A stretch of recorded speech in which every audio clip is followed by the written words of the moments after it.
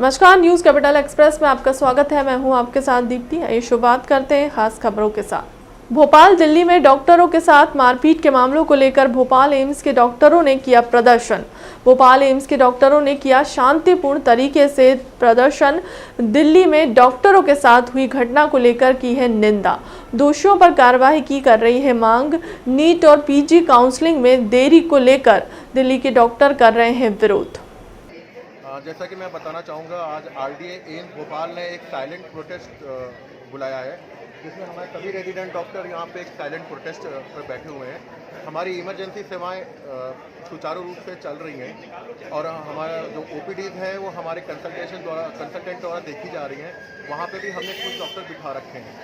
ये जो प्रोटेस्ट है वो 9 बजे से लेके 1 बजे तक चलेगा। उसके बाद सभी एम्स भोपाल हॉस्पिटल की सभी सेवाएं पूर्ण रूप से फंक्शन कर दी जाएंगी। जैसे पहले चलती थी वैसे ही चलेंगी। जबलपुर कोरोना महामारी की रोकथाम को लगाए जाने वाला टीकाकरण अब लगेगा बच्चों को भी, जहां कलेक्टर कर्मवीर शर्मा ने जानकारी देते हुए बताया कि कोरोना महामारी से बचाव को लेकर जहां बड़ों को टीकाकरण किया जा रहा है, वहीं अब शासन के निर्देश अनुसार 3 जनवरी से जबलपुर में बच्चों के लिए भी टीकाकरण का शुभारंभ किया जा रहा है, जहां लगभग शहर और ग्रामीण शासकीय स्कूल को मिलकर 190 केंद्र बनाए जाएंगे। साथ ही प्राइवेट स्कूलों के संचालकों और प्रचारों से बात चल रही है कि जहां बच्चों की संख्या काफ़ी अधिक है, वहां भी अपने स्कूल में टीकाकरण केंद्र खोलने की अनुमति दें, जिससे हाई स्कूल और हायर सेकेंडरी स्कूल के बच्चों का टीकाकरण हो सके।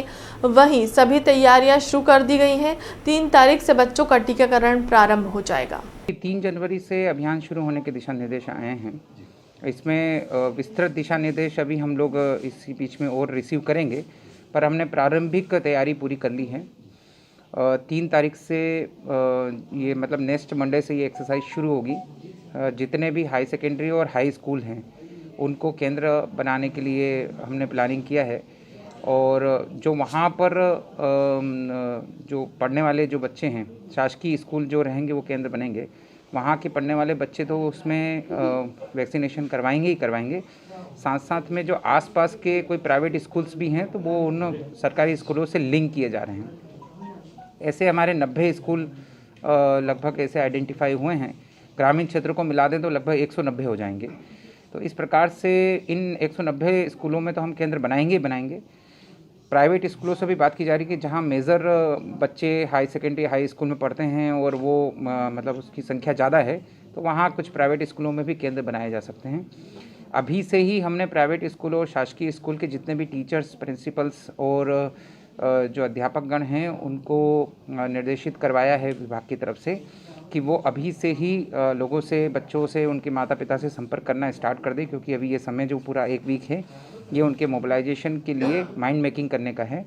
तो वो उन्होंने कर दिया है। इसको हमने बहुत ही सिस्टमेटिकली किया है। कल मैंने सभी प्रमुख अधिकारियों की और सभी जो मेजर जन शिक्षक और टीचर्स हैं उनकी वीसी भी ली थी। उनको निर्देशित किया है कि क्लास टीचर जो है, एक जो टीचर है उनको 40-40, 50-50 बच्चों का दायित्व दिया जाए। मोटा मोटा हम देखें तो हर स्कूल में क्लास टीचर होते हैं और उनके क्लास टीचर के 40-50 बच्चे उन क्लास टीचर के रूप में पढ़ाते हैं। तो क्लास टीचर को अपनी क्लास का दायित्व दिया जाए। वो उनके बच्चों के माँ बाप से संपर्क करेंगे इन 7 दिनों में और उनको इंश्योर कराएंगे कि नेक्स्ट वीक में, मतलब 3 तारीख से जो शुरू हो रहा है, उनका वैक्सीनेशन की प्रक्रिया होगी। ये हम लोगों ने एक प्रारंभिक अभी तैयारी की है और भी कुछ दिशा निर्देश आते हैं तो उसके हिसाब से हम और इसमें ऐड ऑन करेंगे। निगम मंडलों में नियुक्त होने के बाद गिरिराज दंडोतिया ने ऊर्जा विकास निगम के अध्यक्ष का पदभार संभाला। निगम अध्यक्ष गिरिराज दंडोतिया ने कहा कि मुख्यमंत्री शिवराज सिंह चौहान की अगुवाई में प्रदेश में ऊर्जा विकास निगम ग्रीन ऊर्जा को बढ़ावा देगी, जिससे हमारी निर्भरता परंपरागत ऊर्जा स्रोतों पर काम हो सकेगा। गिरिराज दंडोतिया बुधवार को विधि सम्मत पूजा पाठ करें। ऊर्जा विकास निगम का बुधवार को पदभार ग्रहण किया गया। इस मौके पर गिरिराज दंडोतिया मीडिया से चर्चा करते हुए सीएम शिवराज सिंह चौहान और केंद्रीय मंत्री ज्योतिरादित्य सिंधिया सहित बीजेपी के वरिष्ठ नेताओं को धन्यवाद प्रेषित किया। सबसे पहले भारतीय जनता पार्टी की मध्य प्रदेश की सरकार और उस सरकार के मुखिया, मध्य प्रदेश के यशस्वी मुख्यमंत्री माननीय शिवराज सिंह जी और महाराज सिंधिया जी और भारतीय जनता पार्टी के सभी वरिष्ठ नेताजन सबको मैं उनका बहुत बहुत आभार व्यक्त करता हूं और उन सबको मैं प्रणाम करता हूं कि उन्होंने मुझे इसके काबिल समझा। ये दायित्व मुझे उन्होंने सौंपा है। मैं इस दायित्व के निर्वहन के लिए आज मैं अपने इस दफ्तर में पहली बार आया हूं। पूजा अर्चना की है, पदभार ग्रहण किया है। यहाँ पर समस्त हमारे अधिकारीगण, समस्त यहाँ पर भारतीय जनता पार्टी के पदाधिकारी और कार्यकर्तागण और मेरे सभी चिंतक साथीगण और सभी मीडिया बंधु, प्रेस के सभी सम्मानीय जन,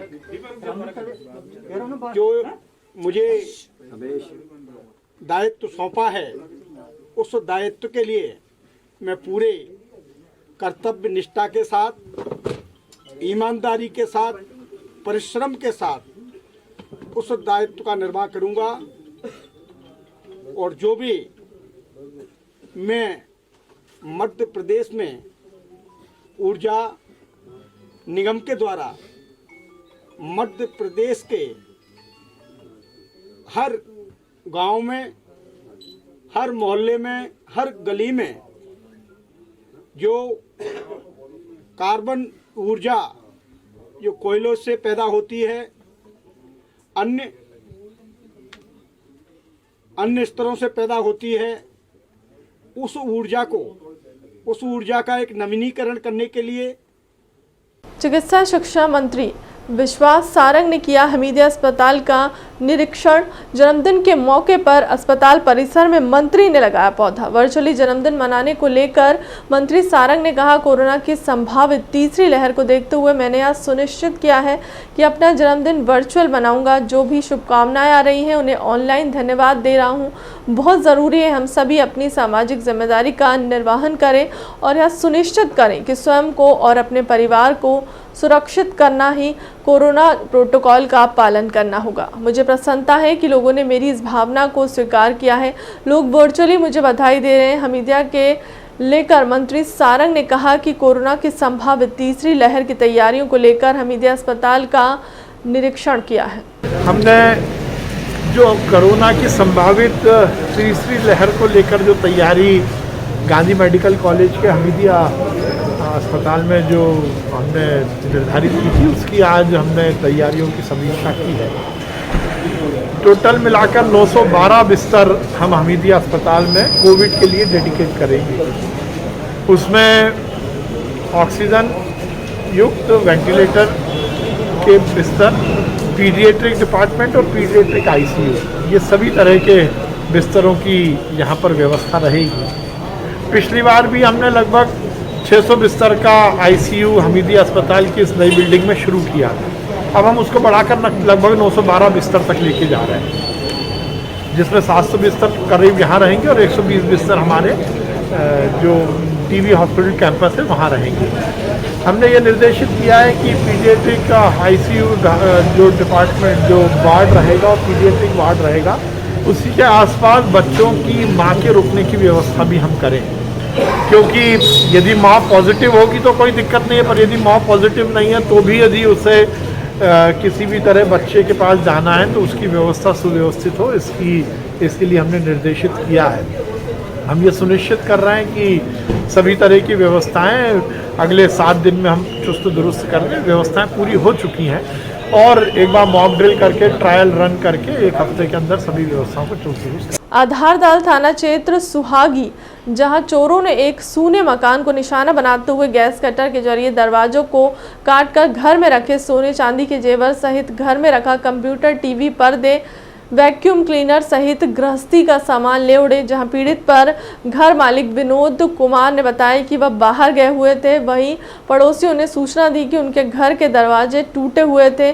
जहां वह दूसरे दिन घर पहुंचे तो चारों तरफ सामान बिखरा था और गृहस्थी का सामान समेत सोने की 2 चेन, पायल, कान के झुमके चोरों द्वारा पार कर लिए गए। वहीं सूचना पर पहुंची पुलिस ने मामला कायम करते हुए अज्ञात चोरों की पतासाजी शुरू कर दी है। दिनांक 26 तारीख को सुबह में 8 बजे करीब हमारे यहाँ के सोसाइटी के दोस्तों ने और हमारे पड़ोसी ने फ़ोन किया कि आपके घर में लगता है चोरी हो गई है, आपका दरवाज़ा कटा हुआ है, राख गिरा हुआ है।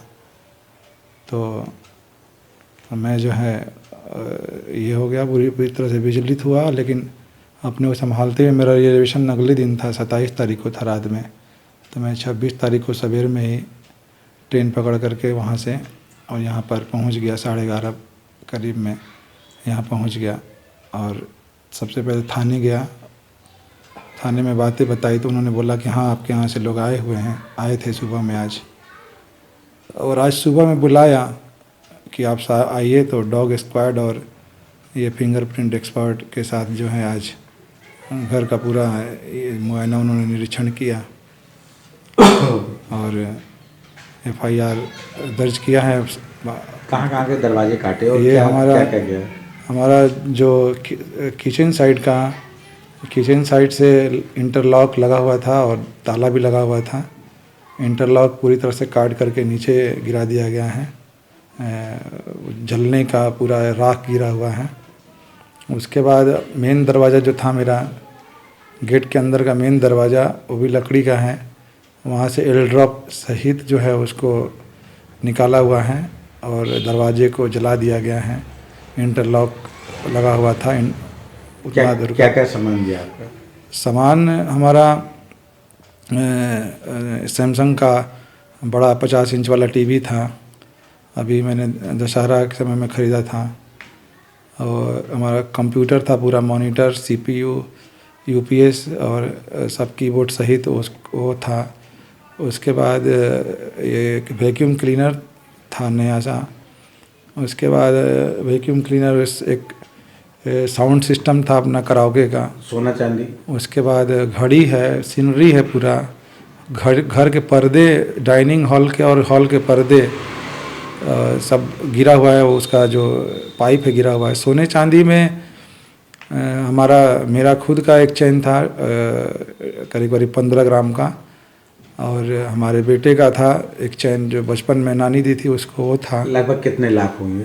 लगभग सब मिला करके चैन था, मिसेज का कान का था, और ये पायल, ये पूरे घर की जो चोरी हुई, पूरे घर की चोरी कम से कम 3 लाख से और उससे अधिक ही होगी, इससे कम नहीं होगी। आपका नाम?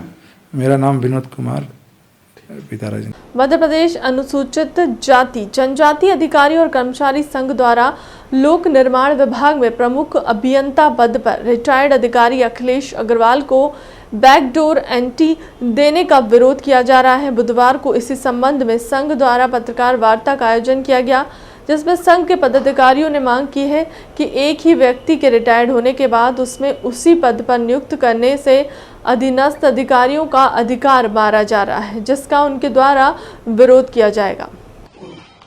मैं गौतम पाटिल, प्रांतीय महासचिव अजाक्स।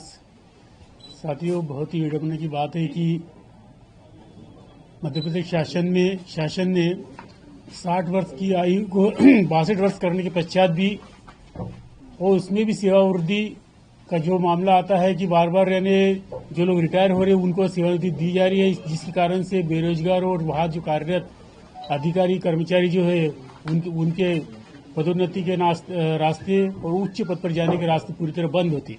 इसी तरह यह मामला है लोक निर्माण विभाग के प्रमुख अभियंता माननीय अखिलेश अग्रवाल जी, ये 31 दिसंबर को भी रिटायर होने जा रहे हैं, लेकिन हमें ज्ञात हुआ है कि उनके द्वारा सेवावृद्धि के लिए कॉन्ट्रैक्ट जो संविदा नियुक्ति के लिए आवेदन किया और शासन स्तर पर ये बात भी चल रही है। हम इसलिए इस बात का विरोध करते हैं कि अभी वे विगत 10 वर्षों से लगभग प्रमुख अभियंता के पद पर कार्य कर रहे हैं, और इसके साथ अभी और उनके साथ के जो लोग हैं प्रमुख अभियंता स्तर के भी लोग हैं, इतने वर्षों से उन लोगों को जो लाभ मिलना था, यदि अखिलेश अग्रवाल जी को अगर संविदा नियुक्ति दी जाती है या उनकी सेवावृद्धि की जाती है, तो उनके साथ के जो अधिकारी है प्रमुख अभियंता वो इसमें रिटायर हो जाएंगे और उनको आगे लाभ नहीं मिलेगा। तो हमारा निवेदन यह था शासन से कि ऐसा किसी के साथ अन्याय नहीं हो। जो व्यक्ति हमेशा ही, हम SC/ST के लोग इसलिए भी आवाज उठा रहे कि हमेशा ही अखिलेश अग्रवाल जी ने का व्यवहार रहा अनुसूचित जाति जनजाति के अधिकारियों के प्रति, कर्मचारियों के प्रति हमेशा बायस रहा। उन्होंने जो सीआर गोपनीय प्रतिवेदन हमारे लोगों के जाते थे अधिकारियों के, जो उत्कृष्ट और बहुत अच्छा होते थे, उसकी ग्रेड कम करते थे। वो जानबूझकर उनको शोकाज नोटिस हमेशा जारी कर रहे थे। उनके न्यायालयीन प्रकरणों को कोई देने बात नहीं करते थे। इस तरह से हमारे वर्ग के प्रति तो हमेशा बायस रहे। वो हमारा कभी भी इन्होंने हित नहीं किया, यानी हमेशा हमारे अहित की बात करी। इसलिए हम ये बोल रहे कि ठीक है, उनको शासन ने इतने वर्ष सेवा दी, शासन उनने सेवा का लाभ लिया।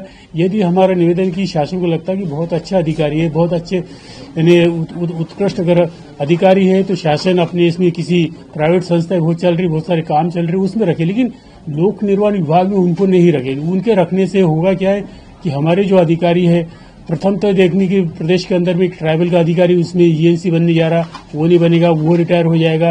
अनुसूचित जाति के मेहरा जी वो रिटायर हो।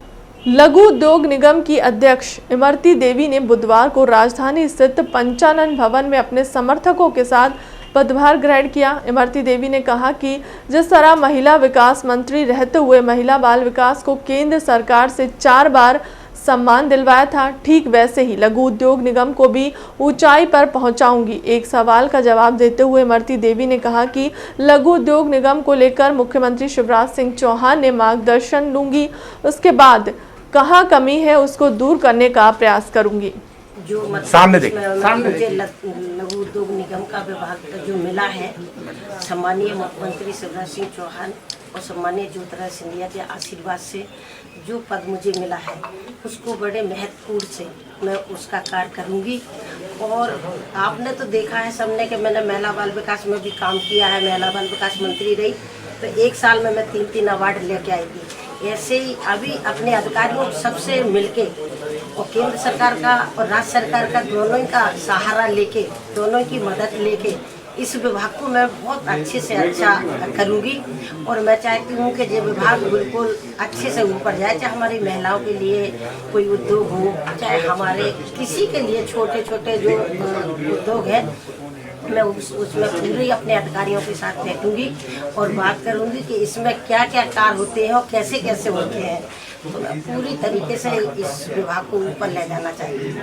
मुस्लिम समाज द्वारा मध्य प्रदेश शासन के चिकित्सा शिक्षा मंत्री व नरेला विधानसभा के लाडले लोकप्रिय विधायक बड़े भाई जनाब विश्वास सारंग साहब का जन्मदिन वर्चुअल तरीके से मधुर मिलन शादी हॉल में वार्ड क्रमांक 41 में मनाया गया, जिसमें अल्लाह से उनके लंबी उम्र की सेहतमंद की दुआ की गई और 51 बच्चों को स्वेटर वितरण किए गए।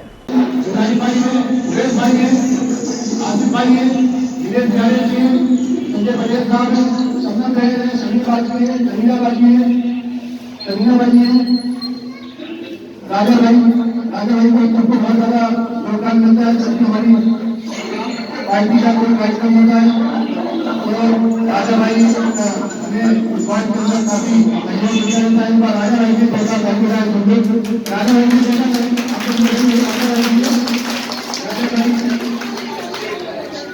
बाबू जी से क्योंकि ये शादी आने के बाद शादी राजा भाई हर कदम पे हमारे साथ में है और अभी हमारे हमारा इस गाँव में पिताजी से हमारी हमारा शुक्रिया राजा भाई, संदीप भाई, शाहरुख भाई, इमरान, आशू भाई, इस सबसे और भी लोगों ने सहयोग कराया, कहा आप लोगों को हमें बनाए और बहुत ज़्यादा शुक्रिया आपका कि आपका अपने नेता के प्रति, अपने मंत्री के प्रति, अपने भाई के प्रति इतना प्यार है। आप सबका इसी तरह आप लोग का प्यार बना है और आप लोग समाज के हित के लिए जैसे इस बात मेरा हर धर्म हर जाति के लिए कार्य कर रहे हैं और समाज को जोड़ने का कार्य कर रहे हैं। इसी तरह हम लोग की भेदभाव की और धर्म की राजनीति को छोड़कर इस समाज के कल्याण के लिए और मानव सेवा के लिए अपने आप को समर्पित करें, ये हम सबका मकसद होना चाहिए।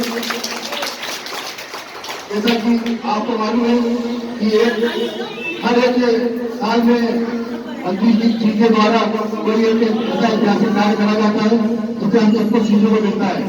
अभी उन्होंने कुछ दिन पहले हिंदुस्तान नहीं बल्कि मुझे ऐसा लगता है कि दुनिया में एक ऐसा कार्य करा है जो एक इंसान तो नहीं कर सकता, जिसके साथ कुछ शक्तियां जुड़ी होती है वही कार्य कर सकता है। उन्होंने हजार को महिला विधानसभा में 50,000 लोगों का रजिस्ट्रेशन करा के फ्री ऑफ चार्ज में उन्होंने इलाज कराया, जांचें कराई, उसके बाद ऑपरेशन कराया। राजा जी आपको मालूम होगा कि हम लोगों ने रजिस्ट्रेशन करा था पिछले महीने, तो वहाँ पर बड़े फायदे की 4-4 लाख के ऑपरेशन उन्होंने अपने माध्यम से फ्री ऑफ चार्ज में कराया है। तो ऐसे नेता और ऐसे भाई, और अभी भी किसी को बीमारी की किसी चीज की जरूरत पड़ती है, कोई भी उनके पास जाता है तो हम सबके लिए बड़े गर्व की बात है हमारे बीच में जैसे नेता है जो हम लोग को कभी उदास नहीं करते हैं, हमेशा आगे बढ़े गरीबों के लिए और समाज के अंतिम सबसे हुए हर व्यक्ति के लिए अपना काम करते हैं। एक बार फिर आप फिलहाल के लिए अब तक की खबरों में इतना ही। देश दुनिया की तमाम बड़ी खबरों के लिए बने रहे न्यूज़ कैपिटल एक्सप्रेस के साथ। नमस्कार।